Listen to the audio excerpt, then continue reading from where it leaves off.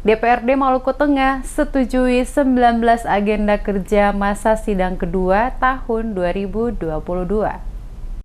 DPRD Maluku Tengah menyetujui sebanyak 19 agenda kerja pada masa persidangan kedua DPRD Maluku Tengah tahun 2022 yang telah ditetapkan dalam rapat paripurna penutupan masa sidang pertama tahun 2022 dan pembukaan masa sidang kedua tahun 2022.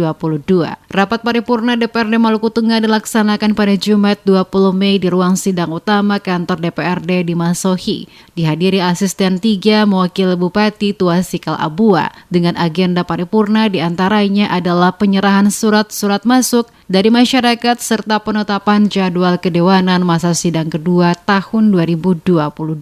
Paripurna pembukaan masa persidangan kedua tahun sidang 2022, paripurna penyerahan surat-surat masuk masyarakat ke DPRD Kabupaten Maluku Tengah untuk dibahas komisi-komisi. Pembahasan surat-surat masuk masyarakat pada komisi-komisi DPRD Kabupaten Maluku Tengah bersama OPD Mitra dan Masyarakat. Penyampaian nota rancangan peraturan daerah Kabupaten Maluku Tengah tahun 2022 sekaligus proses pembahasan. Paripurna penyampaian laporan reses Perdapil masa persidangan pertama tahun sidang 2022, paripurna pembentukan Pansus Kecamatan Pulau Banda Besar dan Teluk Dalam Kecamatan Seram Utara, Perda Negeri dan penetapan Perda Negeri Adat, rolling pimpinan dan anggota alat kelengkapan DPRD termasuk kegiatan BIMTEK anggota DPRD dalam rangka peningkatan kapasitas. Selanjutnya, kunjungan kerja alat kelengkapan Dewan ke dalam dan keluar daerah. Paripurna penyampaian laporan pertanggungjawaban pelaksanaan APBD tahun anggaran 2021.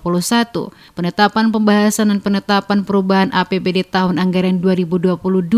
Paripurna pemberhentian Bupati dan Wakil Bupati Maluku Tengah masa bakti 2017-2022.